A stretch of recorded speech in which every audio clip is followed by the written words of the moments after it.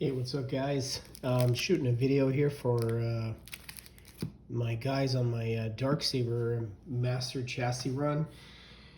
If you didn't get one for me, then this video probably isn't for you, and you could probably stop it now unless you like to hear me ramble on. Got a habit of talking too much. I'll try to keep it to a bare minimum, guys. Just wanted to go over the simple, well, basically the how-to of how to operate the lightsaber and what to do when you get it, and the do's and don'ts. So it's a toolless open design. Sorry about the shadows here. I'm doing the best I can. The doors on this side, I just use my fingernails to open it up. I just grip this trapezoidal piece and then pull it off. And then when you do pull it off, just pull the door open like that. Don't if you open it up like this, you'll notice that it'll stop. And that's because this piece right here gets caught on this plastic. So if you open it up without considering that, you might end up kind of maybe warping the door a little bit. So be mindful of that. Everything's been reworked so that they work easily and the door comes off without trouble and locks into place without any sort of binding or anything like that, but there's no gaps. Okay, so let me probably continue on instead of ramble. So if you only take away one thing from this video, remember that the hot lead goes towards the rear. So that's the part of the battery. Just being brutally, I'm being like, sorry for like being super obvious. That's this end, okay? Not the flat featureless side. That's this side. Positive end towards the rear. The reason why I'm stressing that is because as I understand it, and from what I've read, not all crystal focuses come with a reverse polarity protection on the board. So you could fry the board if you put it in incorrectly. So be mindful of that. So yeah, you just got your saber. You want to turn it on. This one's Dave Thomas's. Dwayne Thomas. Jeez, sorry. Take the door off. Flip the switch. This is the way. This is the way. This is the way. Kill switch is here. All of the LEDs on this are cool white, so it's an RGBW setup, just like the blade. To open the door, you can just have pull your fingernail in like this and just grip this side of the door and then open it. It's a little fickle and kind of, I like using tweezers. Give me a much more precise grip on everything. And then the magnet's installed here. You just close it. The door doesn't open on its own when you flip it upside down, and when you have it closed, it remains shut. And then I put them on like this. It doesn't really matter how you do it. That's kind of how I like to do it though.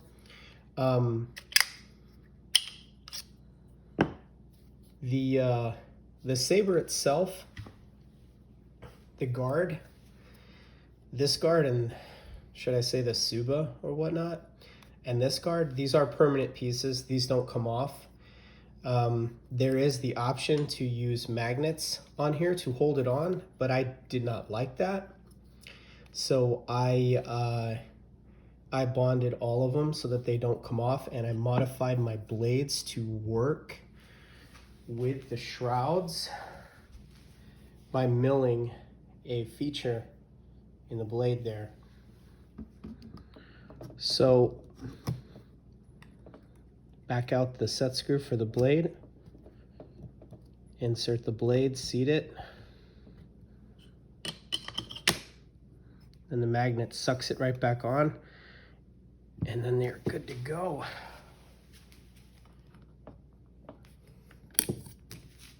What do you know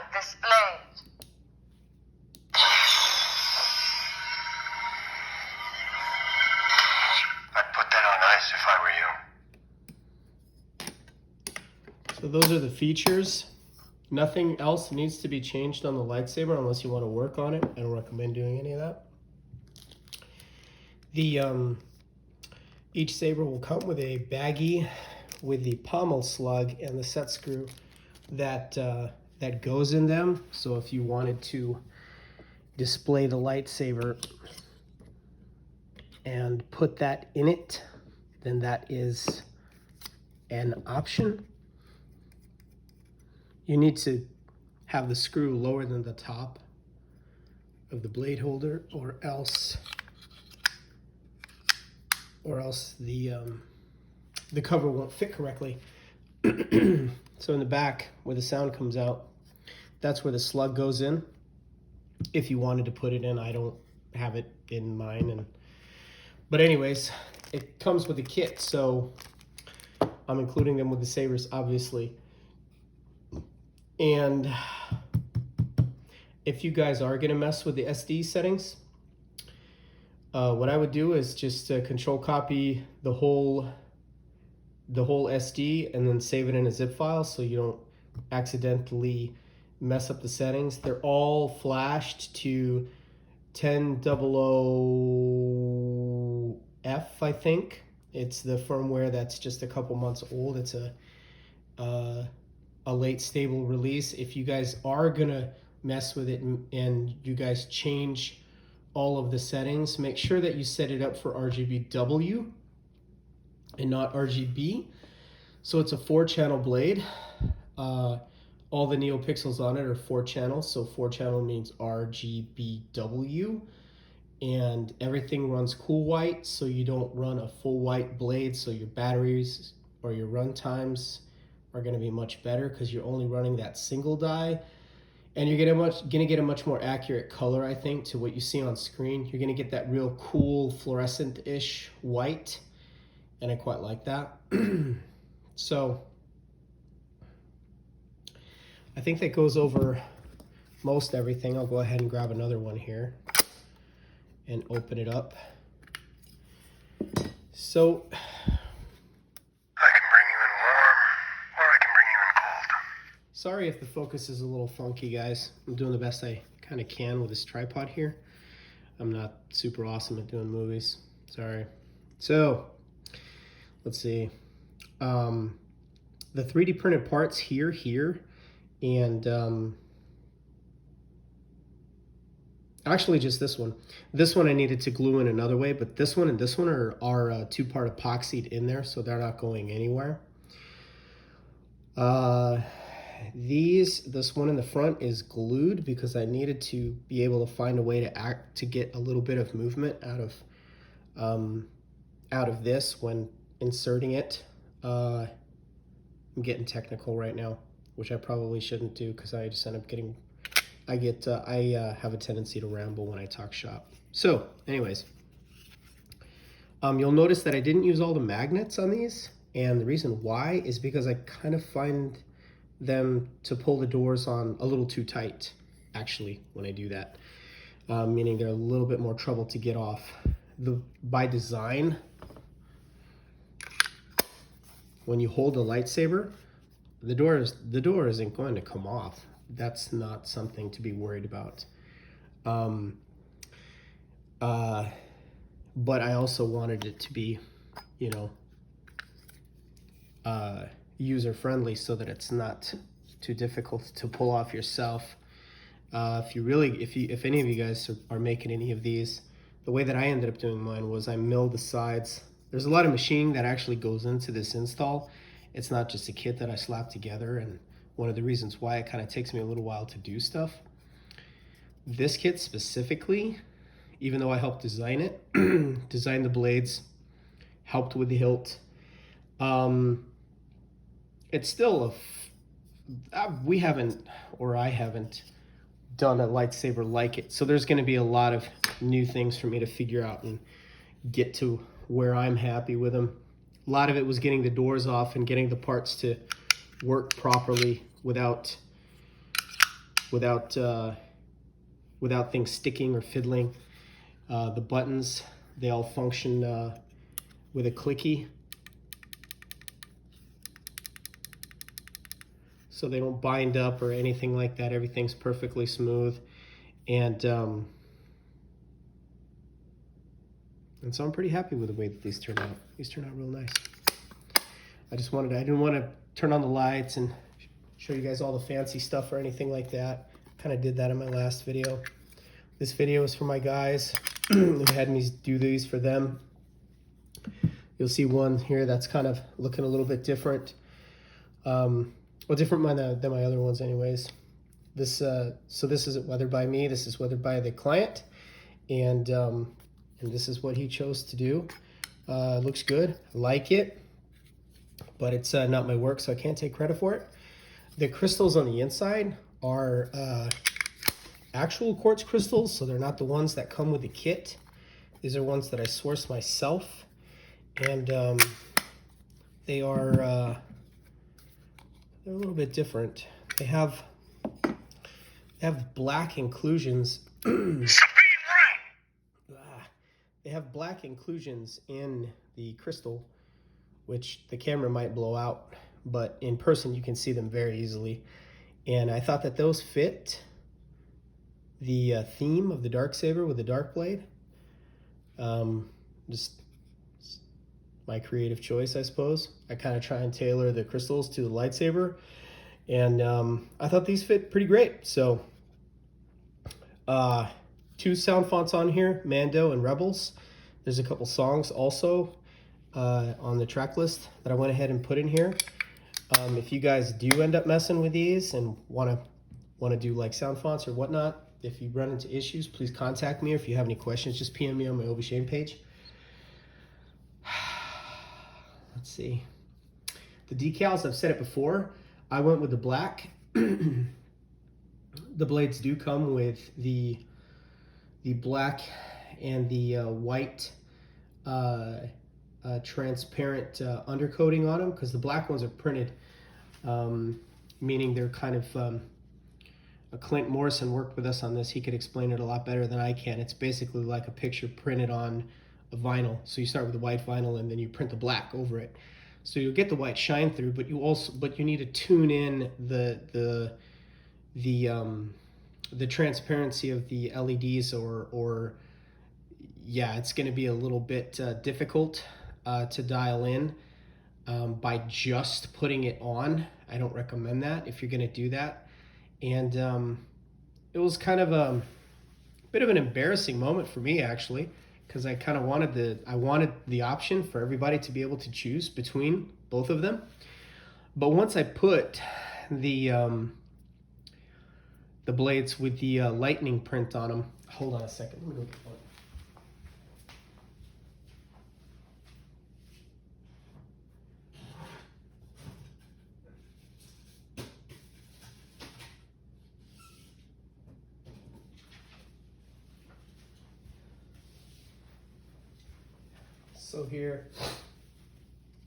So here you can see one of the vinyls with, and these will all be included with everybody's kits. And we printed them as 2 options so people could use them should they choose to. And I was really excited for these. Clint worked really hard with us on these, and me and him went back and forth a lot. And in the end, I really wasn't happy with the way that it looked. I found that while I could get the LEDs to perform in such a way that it looked really nice to me and to my eyes, to get that glimmer effect from the Darksaber, I found my eyes going straight to the white points of the blade that never moved. And it became distracting for me. And I after all that extra work, I didn't end up liking them, and I didn't end up using them on my kits from my guys. And I got a feedback from a couple of guys that I did my non-masters for, and they actually they like that I chose to go with the all black instead. It doesn't look as fancy when you look straight at them, but once you light it up, you'll see what I mean. The blade becomes a void and you can't see anything, but you see the halo of light around it, which looks great to me.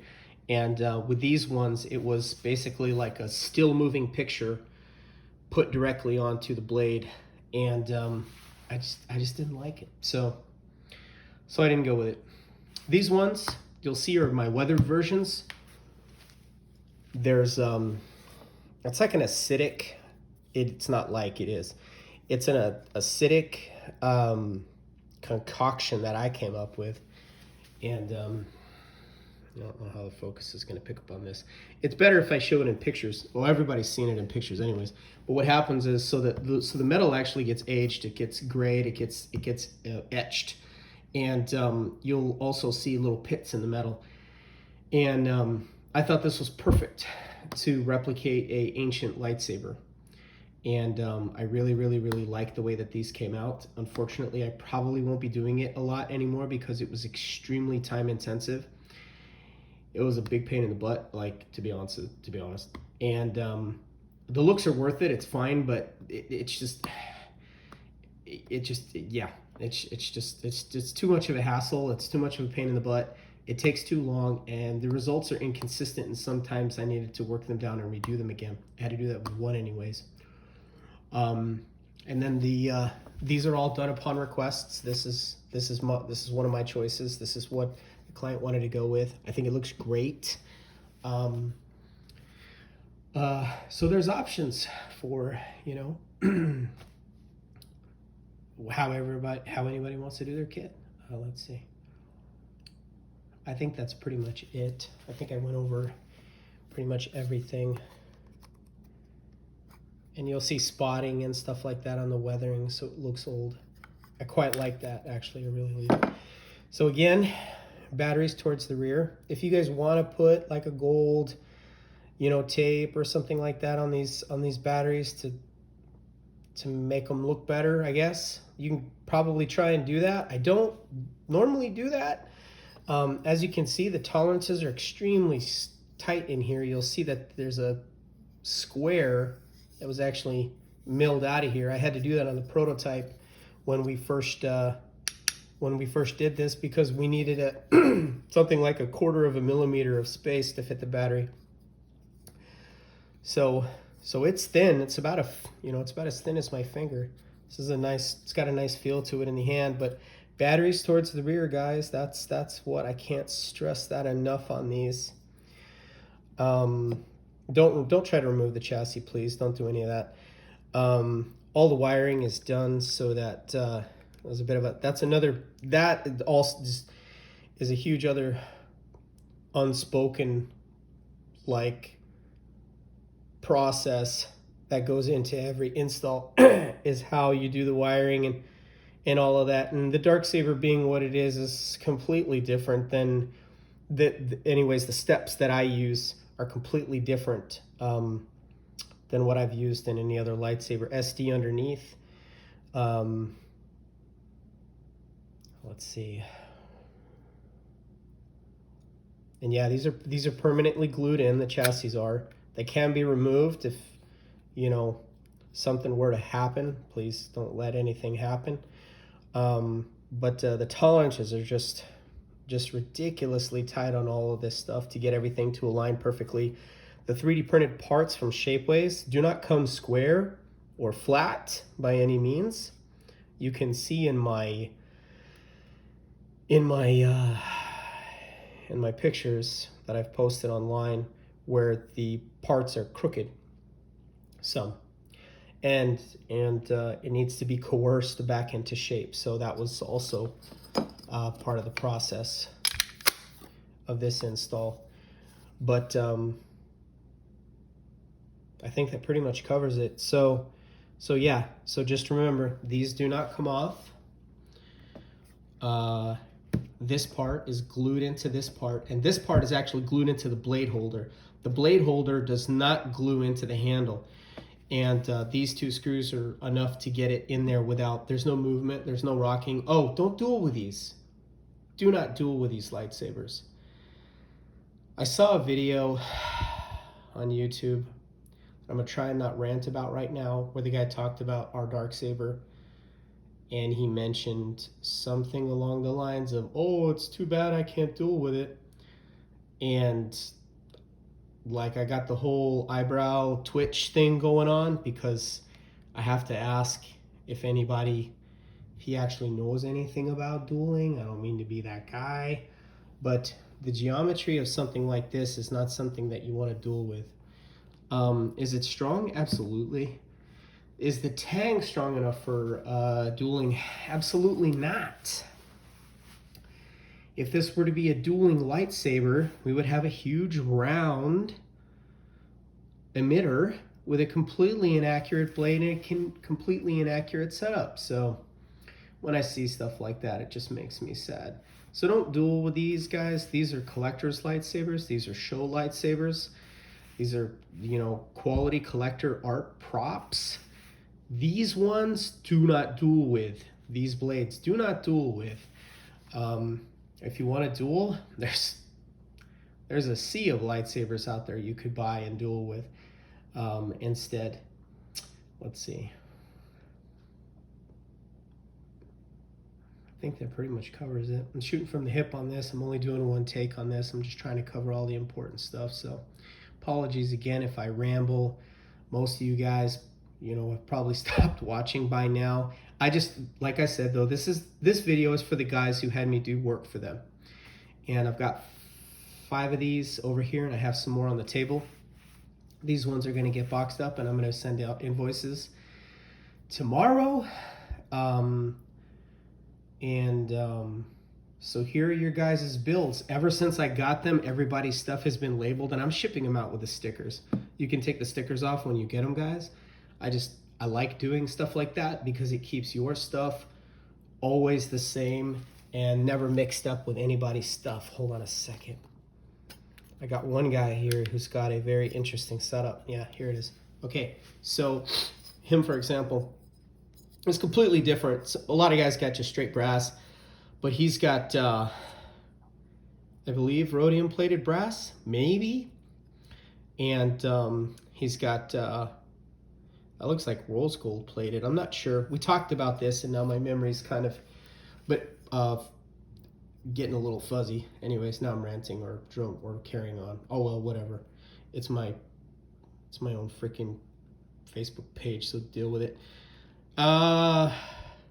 So like him, he chooses his parts and he sends them to me. I keep everything in a bag labeled, and as soon as they start going in the lightsaber, his name goes on the lightsaber. It never leaves it, not until he gets it. Especially when I'm doing runs like this with several others. So there's no mistakes. And nobody's parts get mixed and matched or any swappage goes on. So that's why you see me have masking tape on sabers with people's names on them. But again, that's how these work. Take a pair of tweezers is what I do. And I come here on the hot end. This is the spring-loaded end, okay? So then take a pair of tweezers or a coin or something like that and just pull the battery out that way. I found that these tabs work pretty good. However, should they not work good in the future, meaning that they become weak and they're not putting enough pressure on the battery, or if you get another battery, what you will notice is that 18650s, they're not all of them are the same length. They kind of vary a little bit. So if you have a battery that doesn't fit solid in here, these are all TCSS high drains.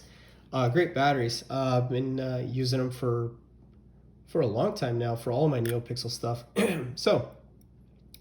But if you find that you're waving the lightsaber around and it shuts off on you, there's a good chance that the spring pin needs to be bent out a little bit. I'm really like droning on right now.